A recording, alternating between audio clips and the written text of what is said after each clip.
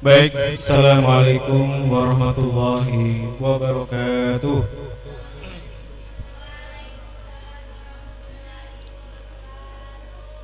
Alhamdulillahi rabbil alamin. Wa bihi nasta'in ala umuri dunya wa din. Wassalatu wassalamu ala asrafil anbiya'i wal mursalin wa ala alihi wa ashabihi ajma'in, amma ba'du. Syukur alhamdulillah pada kesempatan yang baik ini, bahkan bukan hanya baik tetapi mulia. Betul? Cek. Ya. Kenapa disebut sebagai mulia? Karena yang kita lakukan, yang kita kerjakan di tempat di mana kita berkumpul merupakan kegiatan yang kita sebut sebagai tolabul ilmi. Tetapi ketika yang kita lakukan itu tidak diniatkan dalam rangka ibadah, maka tidak bernilai ibadah. Saya ingin mengartikan bahwa yang dinamakan dengan ibadah itu adalah sesuatu yang mulia, sesuatu yang transenden, bukan hanya sekedar urusan membantu kalian untuk memindahkan ilmu dari suatu teks tertentu ke alam pikiran, tetapi lebih dari itu. Setuju ya? Oke. Sehingga pada kesempatan kali ini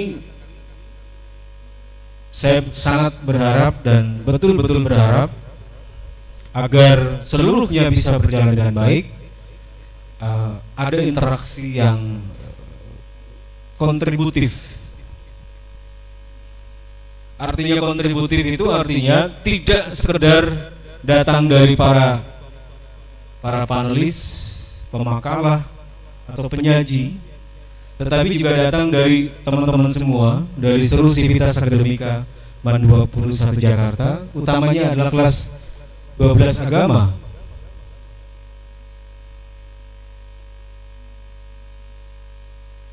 Lebih jauh lagi saya berharap bahwa apa yang kita lakukan betul-betul bisa menjadi suatu bekal di kemudian hari.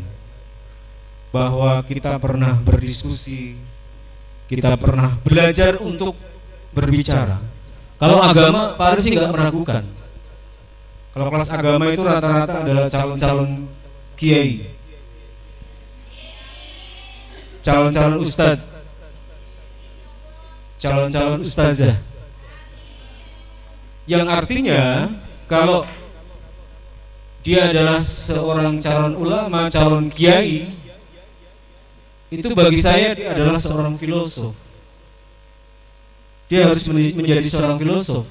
Meskipun agak berbeda dengan pemikiran Imam Al-Ghazali yang secara frontal berhadapan langsung dengan mereka para filosof. Kata Imam Ghazali apa? Dia membuat suatu buku yang berjudul Ihya Ulumuddin. Betul? Itu adalah serangan Al-Ghazali, bukan? Itu adalah upaya Al-Ghazali untuk kemudian mengembangkan, menghidupkan kembali ilmu-ilmu agama.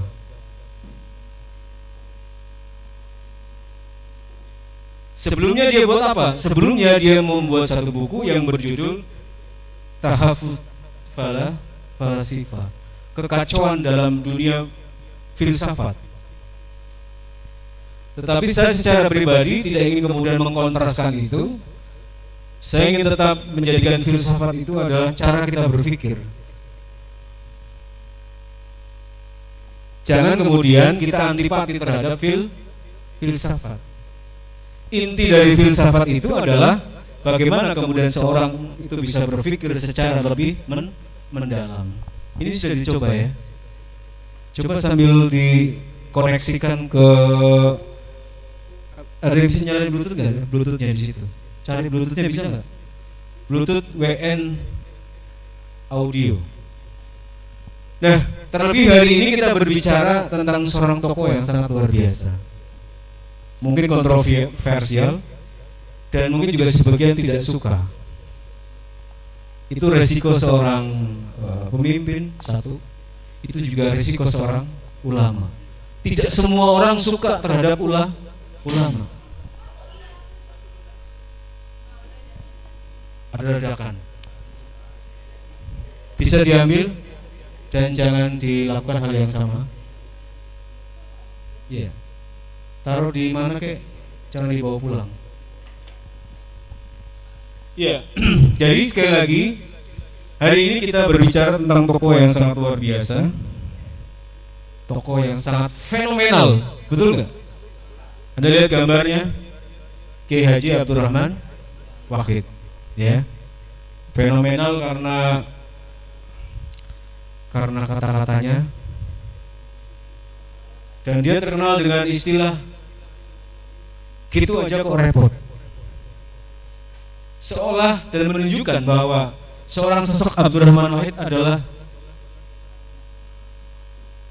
orang yang sangat santai saja lah. Gak usah ribet-ribet, gak usah repot-repot, gak usah susah-susah, gak usah pusing-pusing. Gitu aja kok repot.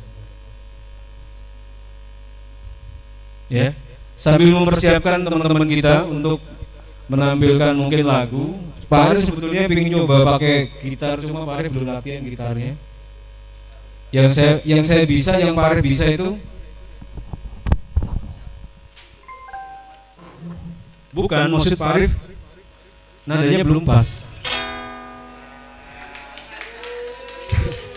Bukan, Pak Arif gak mau tampil-tampil. Pak Arif paling gak suka kalau tampil-tampil itu, ya. Pak Arif pinginnya langsung terkenal. Pak Arif gak mau tampil itu, pinginnya langsung terkenal gitu, diundang mana-mana gitu kan. Masuk gak? Apanya masuk? Padamu negeri kami berjanji, padamu negeri kami berbakti. Kita masih suka kalah ya. Kita masih suka salah bawain lagu. Makanya pakai Bluetooth aja lah. Sudah ya? Lagu apa? Padamu negeri. Coba Padamu negeri. Kita nanti menyanyikan lagu Padamu negeri ya. Nanti Pak Arif mau melatih seorang yang dia mau gitar. Dan nanti juga tolong Salma siapkan sebuah lagu. Kalau lagunya Salma yang kemarin juga boleh. Nanti cari di YouTube ya Salma. Lagu yang kemarin mungkin, nah gitu ya. Judulnya apa? Boleh lagu itulah. Atau lagu yang lain ada nggak? Cari di YouTube. Oke, kita segera mulai ya. MC sudah siap? Siap. Panelis sudah siap? Komentator sudah siap?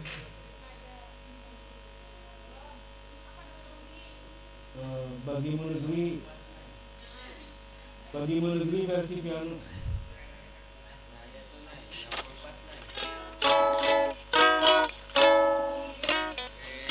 Ini bisa nih Pak, ikut nih Pak. Besok ikut. Cek. Idol aja Pak.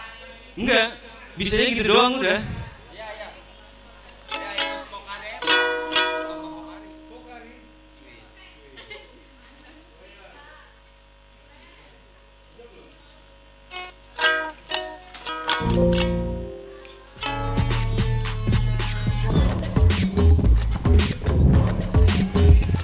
Baik, assalamualaikum warahmatullahi wabarakatuh, teman-teman dan juga seluruh tim Universitas Akademika Mandu 21 Jakarta.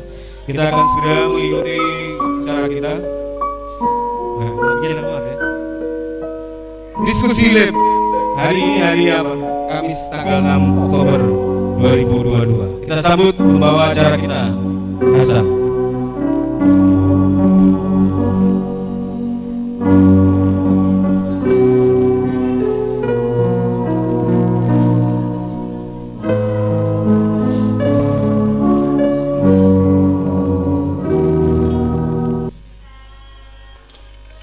Baik, bismillahirrahmanirrahim. Assalamualaikum warahmatullahi wabarakatuh.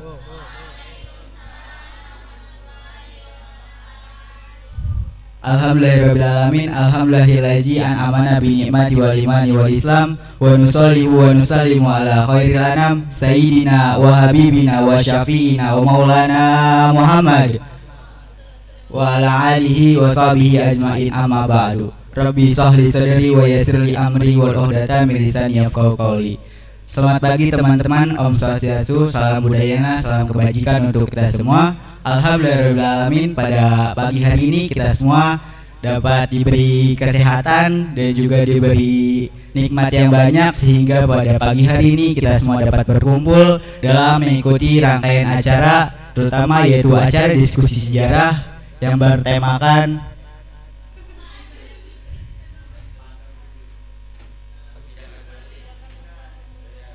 kebijakan politik pada masa reformasi Abdurrahman Wahid. Baik yang saya hormati dan yang sama-sama kami hormati yaitu guru kita, guru sejarah yaitu Bapak Arif Budiman, dan juga yang sama-sama kami hormati yaitu para peserta anggota dari kelompok 5 ya, kelompok 5 yang akan mempresentasikan apa yang nantinya akan kita dengarkan. Dan juga yang sama-sama kami hormati yaitu para peserta kelas 12 agama yang hadir pada pagi hari ini. Baik, puja puji syukur kepada Allah Subhanahu wa taala yang telah memberikan kita beribu-ribu nikmat, 3 diantaranya nikmat iman, nikmat Islam, dan nikmat sehat, sehingga pada pagi hari ini kita masih diberikan kesempatan untuk mengikuti acara pada pagi hari ini.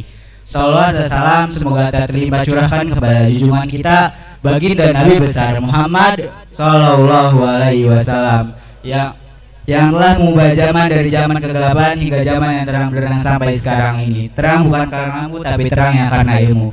Baik, berdirinya saya di sini selaku MC ingin membacakan susunan acara. Yang pertama yaitu pembukaan, kemudian yang kedua yaitu menyanyikan lagu nasional, kemudian yang ketiga yaitu konsep sejarah oleh Bapak Arif Budiman, kemudian yang keempat yaitu diskusi aksi yang dipimpin oleh moderator, kemudian yang kelima yaitu kesimpulan oleh peserta atau MC, kemudian yang keenam yaitu penutup. Baik teman-teman, meningkat ke acara yang pertama yaitu pembukaan.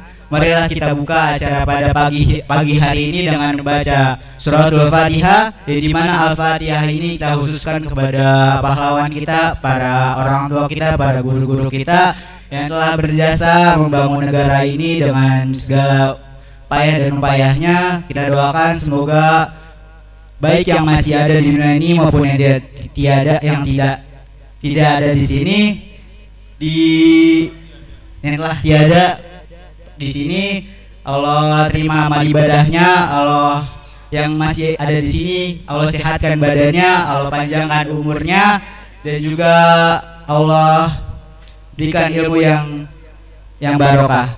Al-hajinah wa iqalatin sholihah ila hadratil Mustafa Muhammadin sallallahu alaihi wasallam. Al-Fatihah. A'udzubillahi minasyaitonirrajim. Bismillahirrahmanirrahim. Alhamdulillahirabbil alamin arrahmanirrahim maliki yaumiddin. Iyyaka na'budu wa iyyaka nasta'in ihdinas siratal mustaqim siratal ladzina an'amta 'alaihim ghairil maghdubi 'alaihim waladdallin. Amin. Baik teman-teman, meningkat ke acara selanjutnya yaitu menyanyikan lagu nasional yang akan dipandu langsung oleh dirjen kita yaitu Muhammad Arkan Pratama. Kepadanya dipersilakan.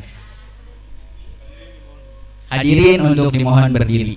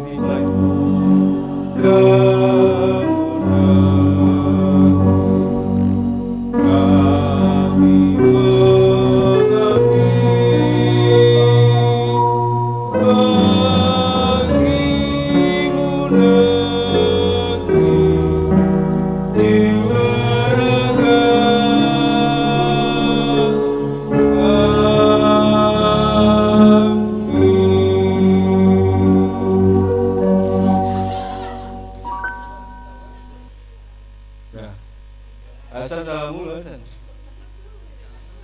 Lu ngapain? Udah, hadirin dimohon duduk lagi.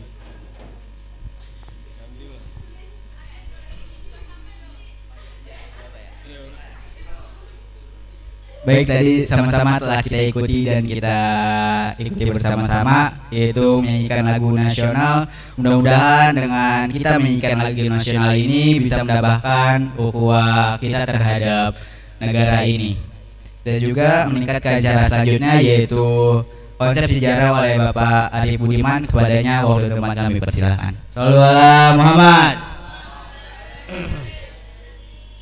Kayak gitu ya. Assalamualaikum warahmatullahi wabarakatuh. Apa kabar semua?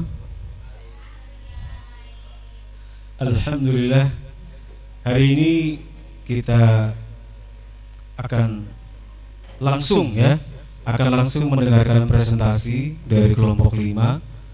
Tadi sedikit sudah saya sampaikan, tokohnya adalah tokoh yang sangat fenomenal sekaligus kontroversial. Ya pokoknya bakal rame lah ya. Oke, cuma Pak Ari menambahkan ya, kalau nanti dimungkinkan untuk bikin soal, bikin pertanyaan, itu kalian harus bikin soal dan pertanyaan. Kemarin yang Pak Ari bilang ya, soal panjang, tapi kemarin udah belum? Ya, soal panjang tapi jawabannya pendek. Ya, itu satu. Itu tugas pribadi. Tugas yang kelompok adalah nanti biasa bertanya. Paling tidak mereka yang bertanya pertama dan kedua itu udah kasih nilai 95 lah. Ya, kalau yang presentasi tergantung nanti dari hasil presentasi mereka. Kayak kemarin Pak Ali sudah maafkan. Ya, jadi nggak mempengaruhi. Wah, kemarin kan dia telat, Pak. Sudahlah, Pak Ali udah maafkan. Ya. Pak Ari kalau udah lewat itu kan udah maaf ya. Marah ya pada saat itu misalnya, hari itu doang. Baik, kalau konsep sejarahnya, konsep sejarah yang dimaksud itu adalah teori-teori yang digunakan saat kita berbicara tentang situasi tertentu. Katakanlah misalnya kita bicara tentang tragedi Kanjuruhan, pasti ada konsepnya. Sebagaimana yang kita lakukan hari ini misalnya, Pak, kita lagi belajar, Pak. Berarti konsepnya apa? Konsep belajar, konsep pendidikan, konsep ibadah, konsep latihan. Latihan itu apa? Latihan itu artinya adalah dibiasakan dengan kegiatan-kegiatan ataupun pembiasaan pembiasaan. Nah, demikian halnya juga ketika berbicara tentang demokrasi, berbicara tentang Gus Dur. Konsepnya yang dipakai adalah konsep demokrasi karena Gus Dur adalah terkenal sebagai tokoh yang sangat demokratis. Tapi justru orang kemudian, para tokoh nasional kita menyematkan tokoh demokrasi itu pada sosok bernama B.J. Habibie. Agak aneh, agak lucu, tapi ya nggak apa-apa lah. Aneh dan lucunya bagaimana? Karena B.J. Habibie telah menjadi telah menjadi presiden yang memberikan hak kebebasan kepada Timor Leste. Dulu namanya Timur. Sekarang namanya Timor Leste. Makanya kemudian dia mendapatkan sebutan sebagai Bapak Demokrasi. Tapi bagi saya kan agak lucu ya. Jadi saya mempertanyakan demokrasi sebetulnya. Karena apa? Demokrasi yang dalam versi Pak Arief nih bertentangan dengan konsep nasionalisme. Kalau konsep nasionalisme kan NKRI harga mati. Sejengkal tanah pun, 1 senti tanah pun itu tidak boleh diberikan, diserahkan kepada negara lain atau memerdekakan diri. Jangan dikasih. Tapi selain itu semua, terlepas dari itu semua, Gus Dur juga salah satu orang yang kemudian memberikan banyak kontribusi dalam demokrasi. Tapi konsep yang kita bahas pasti demokrasi, reformasi. Satu demokrasi, yang kedua adalah reformasi. Konsep itu artinya istilah yang dipakai untuk membahas sebuah tema. Ya, kayaknya udah gatel nih, pengen ngomong ya. Baik, kita langsung saja. Biarkan mereka yang menjelaskan secara detail.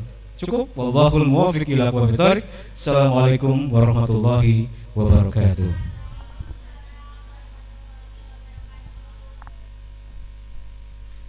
Baik, terima kasih kepada Bapak Arief Budiman yang telah menyampaikan apa yang tadi dijelaskan, yaitu konsep sejarah.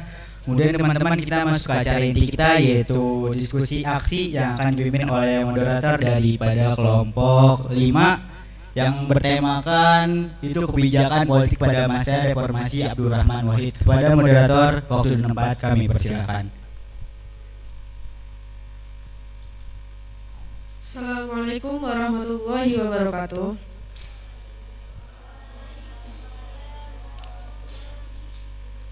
Di sini saya sebagai moderator membuka diskusi pada hari ini. Jadi bertema kebijakan politik pada masa reformasi Abdurrahman Wahid.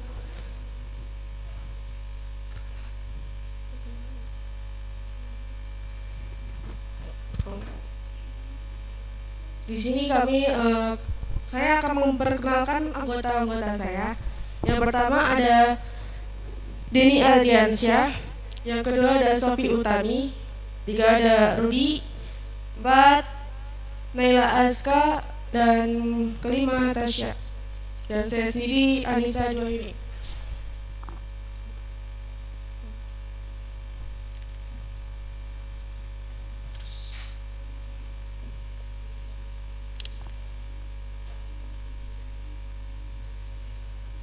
Saya akan mempersilahkan kepada Denny.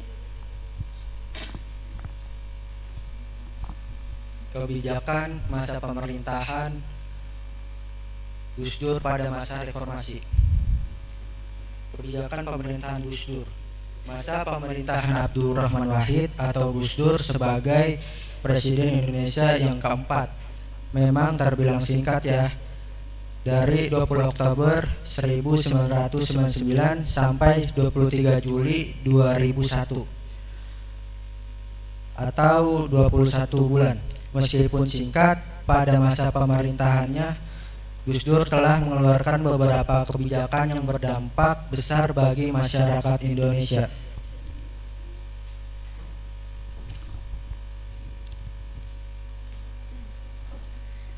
Kebijakan politik pemerintah Gus Dur.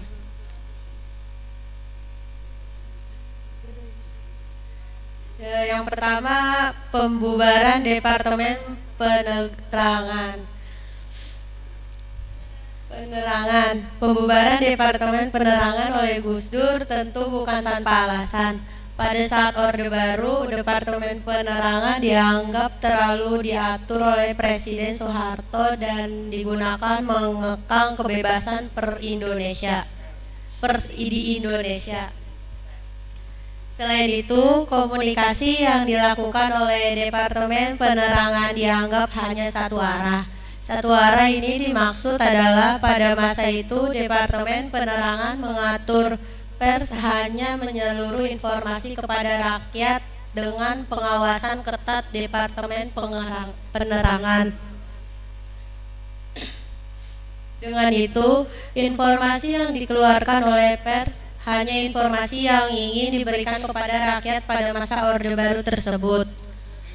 Padahal harusnya ini pemerintah juga menerima informasi dari rakyat sehingga tercipta komunikasi dari dua arah.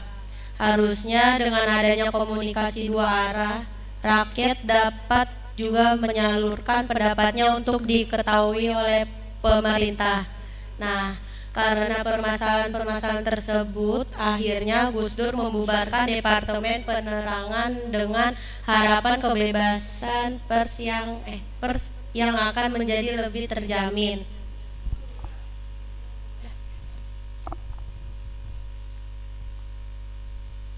Penggantian nama Irian Jaya menjadi Papua. Gak lama setelah Gus Dur diangkat sebagai Presiden Indonesia, ia kemudian berkunjung ke Papua yang pada saat itu masih bernama Irian Jaya. Pada saat itu, Gus Dur menyempatkan diri untuk berdialog dengan masyarakat Irian Jaya secara langsung untuk mendengarkan suara mereka.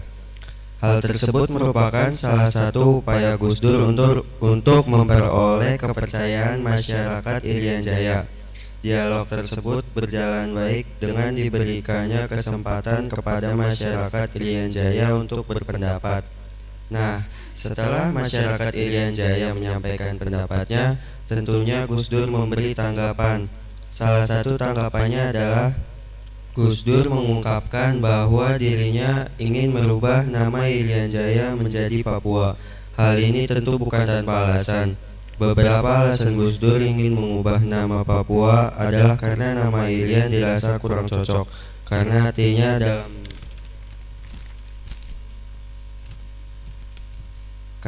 artinya dalam bahasa Arab adalah telanjang. Sedangkan alasan selanjutnya dikaitkan dengan tradisi orang Jawa, di mana penggantian nama akan membuat anak yang sering sakit-sakitan akan sembuh jika namanya diganti.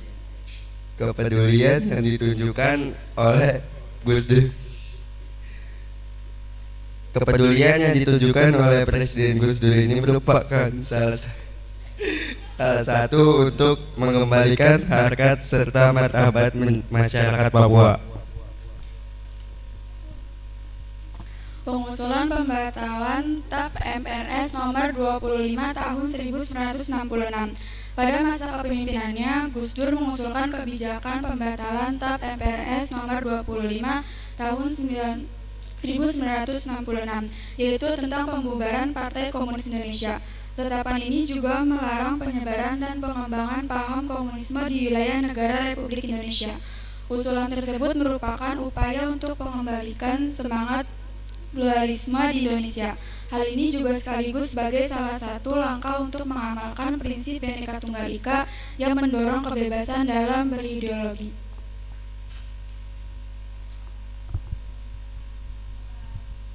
Yang terakhir itu ada kebijakan rumah Tionghoa. Jadi di sini tuh Presiden Gus Dur dikenal dengan sebagai Bapak Pluralisme. Ada yang tahu nggak Bapak Pluralisme itu artinya apa? Jadi pluralisme itu artinya itu paham atas kebersamaan. Dan pada masa ini Gus Dur dikenal sebagai Bapak Pluralisme dan mengeluarkan Peraturan Presiden nomor 16 tahun 2000 yang isinya itu tentang pencabutan Peraturan Presiden nomor 14 tahun 1967 yang dikeluarkan pada masa Soeharto. Jadi isi Peraturan Presiden nomor 14 tahun 1967 ini tentang larangan bentuk apresiasi agama dan adat Tionghoa di tempat publik. Nah, dengan Presiden Gus Dur mengeluarkan Peraturan Presiden nomor 16 tahun 2000 itu akhirnya segala bentuk apresiasi agama dan acara adat tradisional itu jadi dibolehin. Makanya pada saat Hari Imlek itu dikenal sebagai hari libur nasional.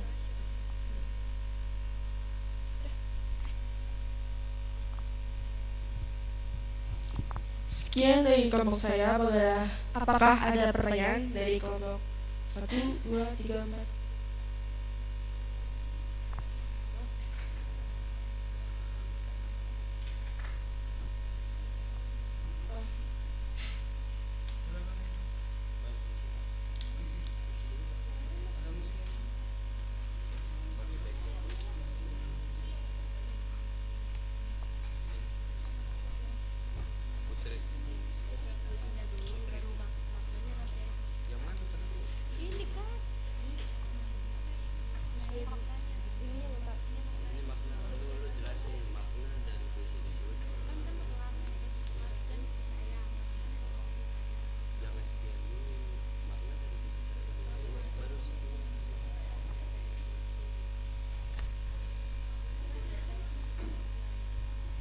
Saya akan membacakan puisi yang berjudul Rumah Andreas oleh Rendra.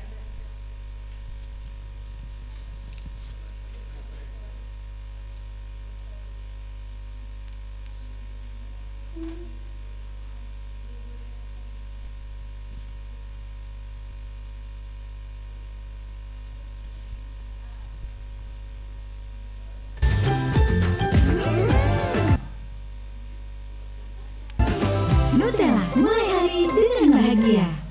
Ceriakan anak-anak dengan mainan baru Kinder Joy.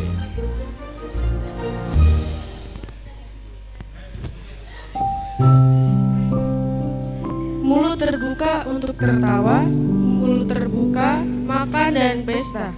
Mulut terbuka menguap fana, cendawan subur tanpa jiwa. Maknanya bahwa kita manusia banyak memakai mulut untuk segala hal. Makan, minum, berbicara, namun sedikit sekali digunakan untuk berbicara hal-hal yang baik. Kita malah banyak menggunakan mulut untuk berbicara berbagai hal yang tak mengandung kebaikan. Sekian.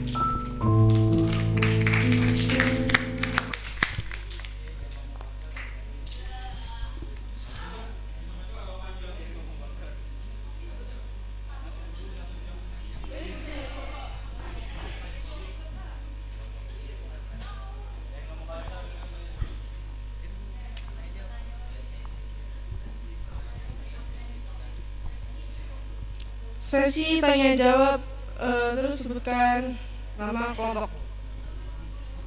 Oh, penanya wajib dulu.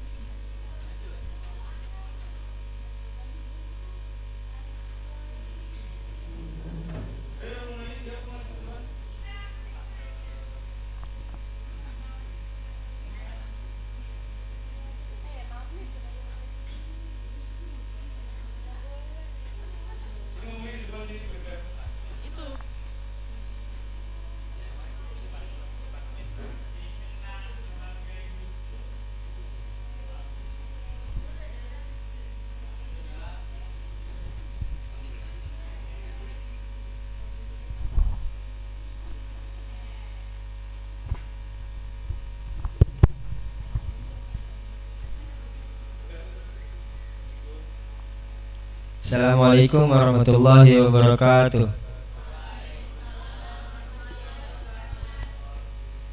Saya ingin bertanya, pada slide yang ini dijelaskan bukan tanpa alasan. Oh ya, sebelumnya ini belum dijelaskan apa departemen penerangan itu apa kerjanya, dibuatnya kapan, dihapusnya kapan, itu nggak ada. Dihapusnya kapan, dibuatnya kapan, departemen penerangan ini dibuatnya kapan, dihapusnya kapan, itu nggak ada. Nah, kenapa dibubarkan dan kapan dibubarkan, itu nggak ada. Udah. Lagi. Sekian dari saya. Kurang lebihnya mohon maaf. Assalamualaikum warahmatullahi wabarakatuh.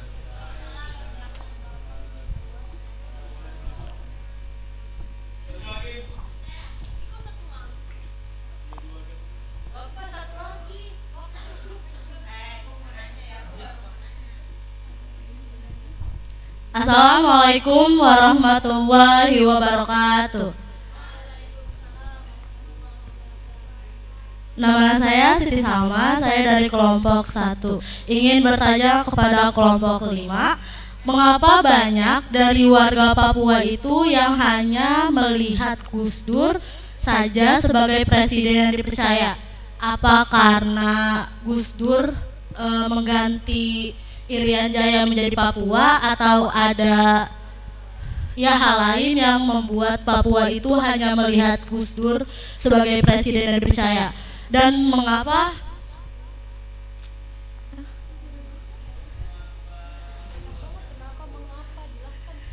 enggak dan kenapa gitu presiden lain tidak, apakah karena presiden lain tidak memberikan keadilan kepada Papua karena Papua hanya mengunduh hanya melihat Gus Dur sebagai presiden?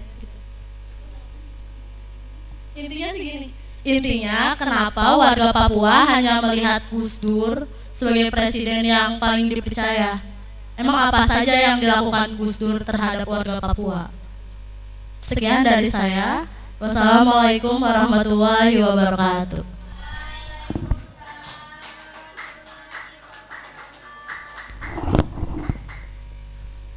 Tepuk tangan dong buat ini penanyanya.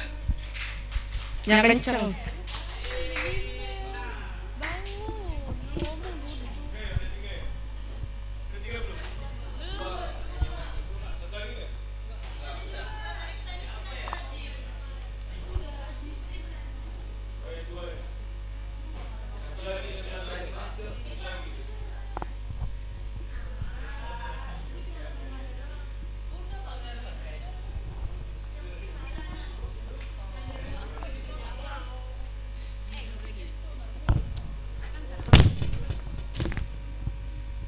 Assalamualaikum warahmatullahi wabarakatuh. Saya dari kelompok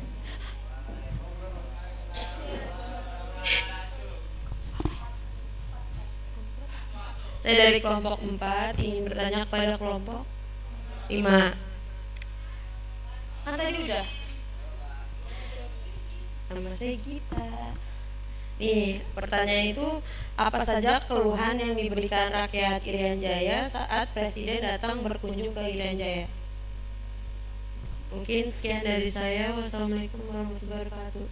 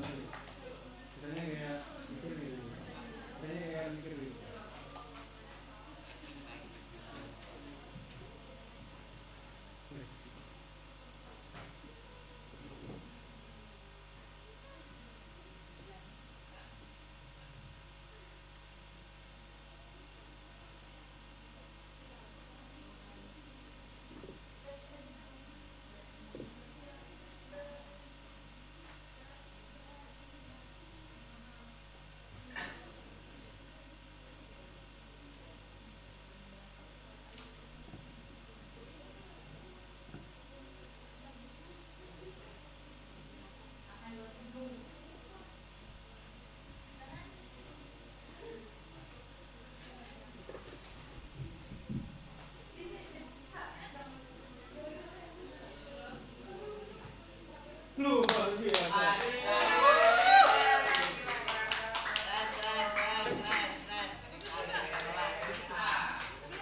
Yang lamaan, yang lamaan.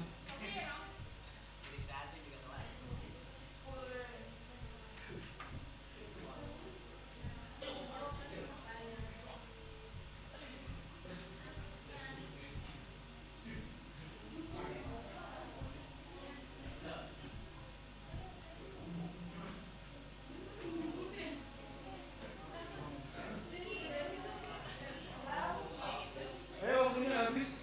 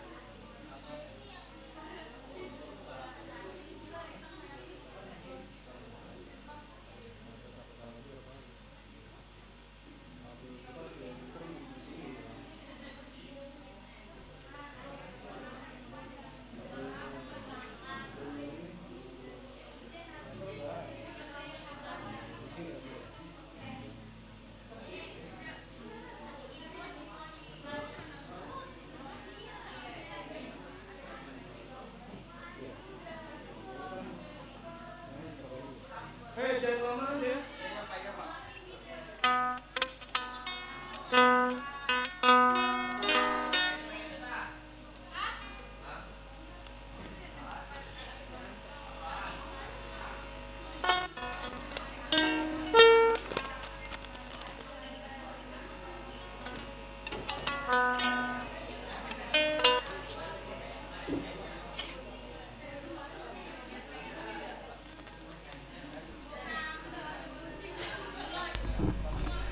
Wah, kelamaan waktunya habis. Ayo cepetan, aduh.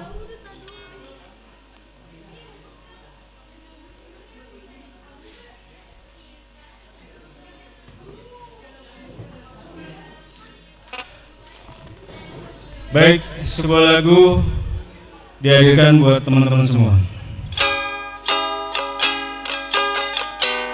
Salah.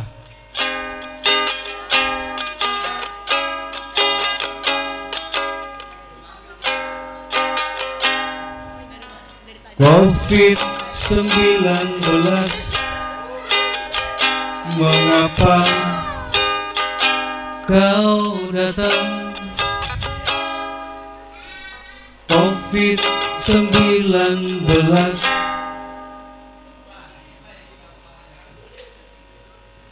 ulangi lagi. COVID-19,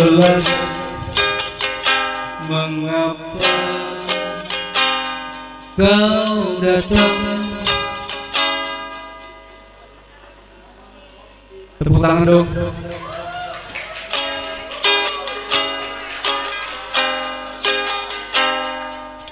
COVID-19, mengapa kau datang? Hey.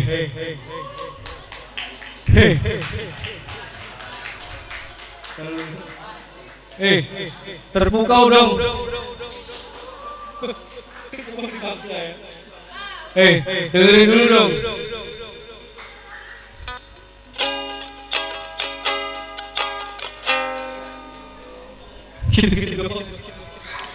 COVID-19, mengapa kau datang?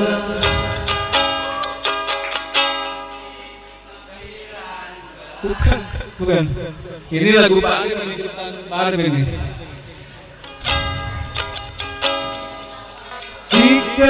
cinta yang kau tawarkan, aku tak menemukan. Terpukau dong. Terpukau maksa ya. Jika rindu yang kau berikan, aku tak menemukan. Konflik memang kejam, konflik memang jahanam. COVID-19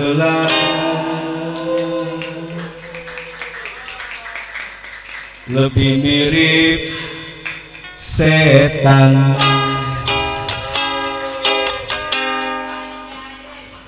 Sudah? Oke, lanjut. Iklannya udah.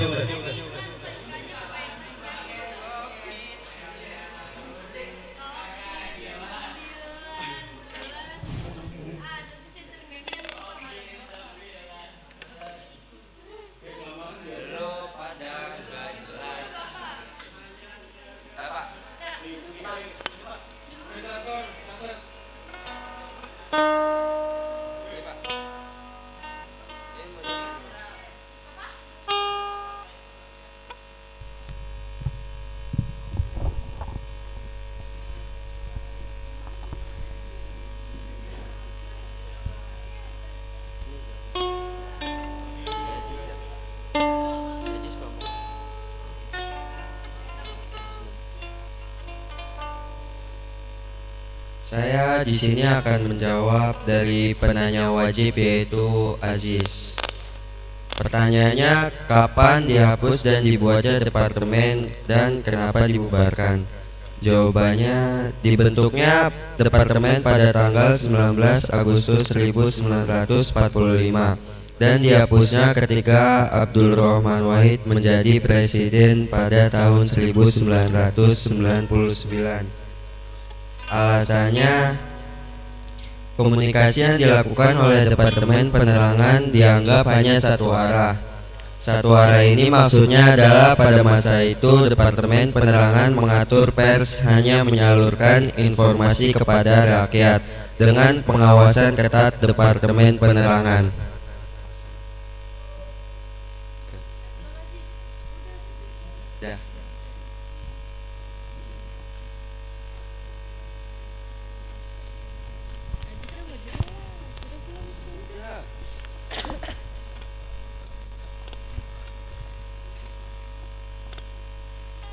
Pertanyaan yang kedua dari Siti Salma.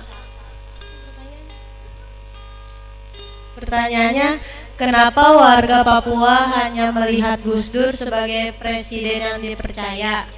Karena Gus Dur adalah presiden pertama yang mengangkat menteri dari Papua, yaitu Manuel Kaisipeo serta memberikan perhatian khusus bagi kawasan Indonesia Timur. Dah Salma. Dadah.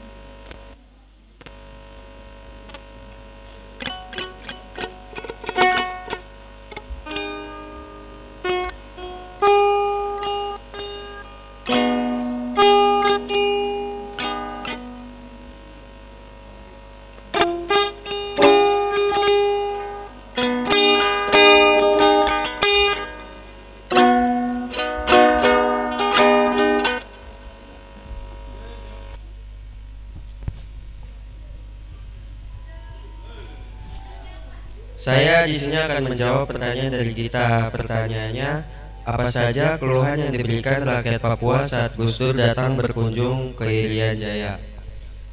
Keluhan yang diberikan rakyat Papua saat datang berkunjung ke Irian Jaya yaitu warga Papua mengatakan mengapa warga atau negaranya itu sebagai rakyat keterbelakangan atau bisa disebut terpencil. Maka dari itu rakyat Papua memberikan kritik atau keluhan kepada Gus Dur saat datang berkunjung ke Irian Jaya.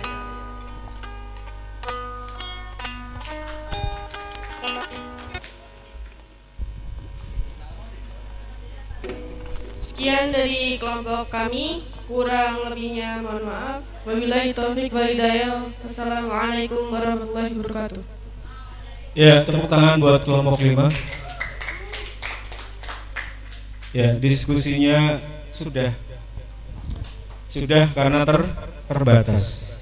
Komentator mau ngomong nggak? Mau ngomong ya sini. Kita ini istirahat ya.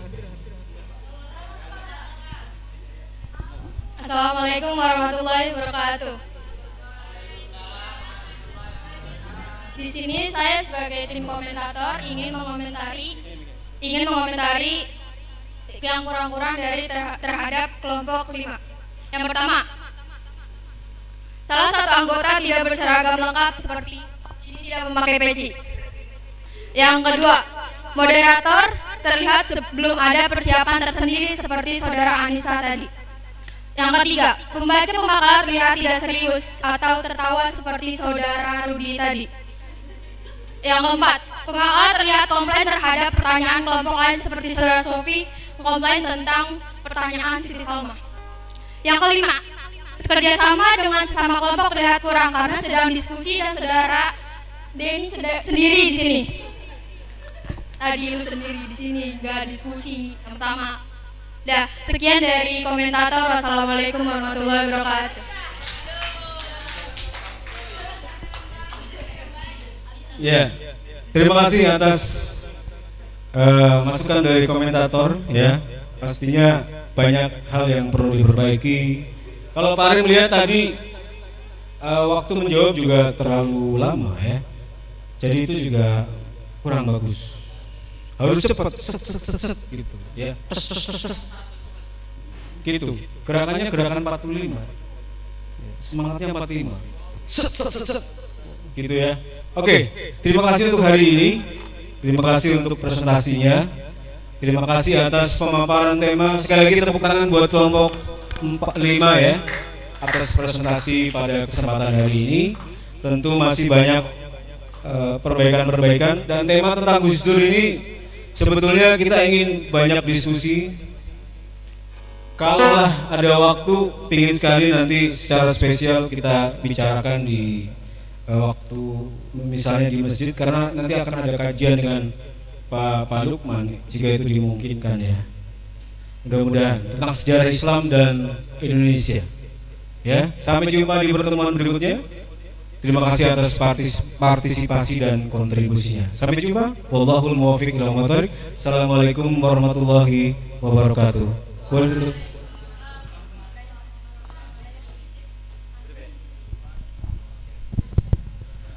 Baik, alhamdulillah teman-teman, tadi telah sama-sama kita ikuti bersama-sama dan kita dengarkan pemaparan materi dari kelompok 5.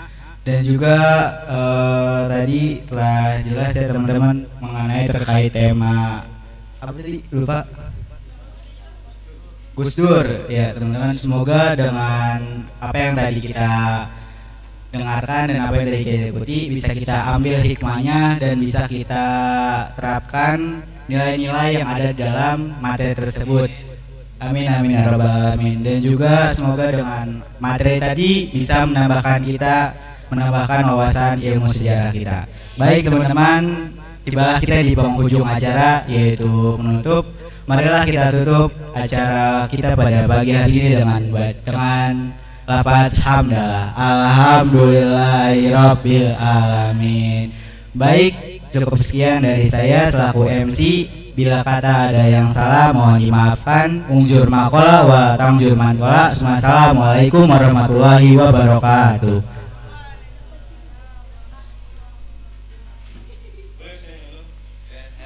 Oh.